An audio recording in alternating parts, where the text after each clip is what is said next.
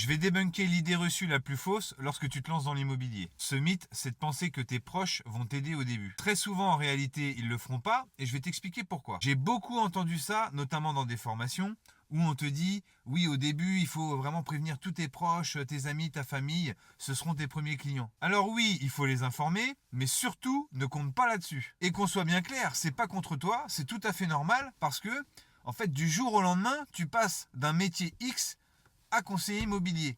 Parce que la plupart du temps, lorsque vous débutez, c'est une reconversion professionnelle. Donc aux yeux de tes proches, soyons honnêtes, en fait, t'es tout simplement pas encore crédible. Ils peuvent t'aimer, ils peuvent te soutenir moralement, mais quand il y a de l'enjeu, voilà, le projet immobilier, c'est un projet où l'enjeu, il est très fort. Dans ce cas-là, ils veulent un vrai pro. Il suffit d'inverser les rôles pour bien comprendre. Imagine, c'est toi qui dois vendre la maison de tes parents. Gros enjeux financiers, gros enjeux émotionnels. Et ton pote, que tu connais en tant que mécanicien, je vais dire n'importe quoi, te dit ah bah ça tombe bien, je viens de me reconvertir en agent immobilier. Là ça y est, je me lance, ça fait un mois. Donc je peux m'occuper de la maison de tes parents si tu veux.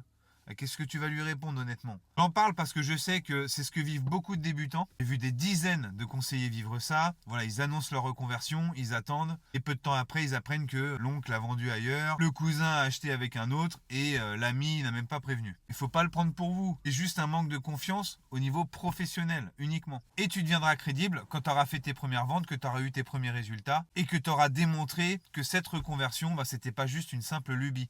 Parce qu'il y a aussi beaucoup de ça, hein, ça peut faire mal quand les gens autour de vous ne vous prennent pas au sérieux. Du style, ah bah oui, tiens, c'est encore un délire, mais dans 6 mois, ça sera autre chose. Et quand ça va commencer à marcher pour toi, tu verras que ça changera quelque chose, parce que tes proches, voilà, ils verront que tu as de la réussite, que tu es solide, que tu maîtrises ton sujet. Et après ça, là, ils viendront naturellement vers toi. Ce qu'il faut retenir, c'est que lorsque tu lances un business, il faut surtout pas attendre la validation ni l'aide de tes proches. Fais ton chemin, travaille, construis ta crédibilité. Ils te prendront au sérieux après, pas avant. Sur ce que je viens de dire, voilà, ça concerne vraiment les business où il y a un enjeu fort, avec des grosses sommes qui gravitent. Si tu vends des t-shirts par exemple à 15 euros, bon là, même au début, tes proches, ils vont bien volontiers, je pense, je l'espère, je te le souhaite, t'acheter un ou deux t-shirts. Mais pour des projets aussi importants tels que le projet immobilier, au début, faut pas compter sur eux.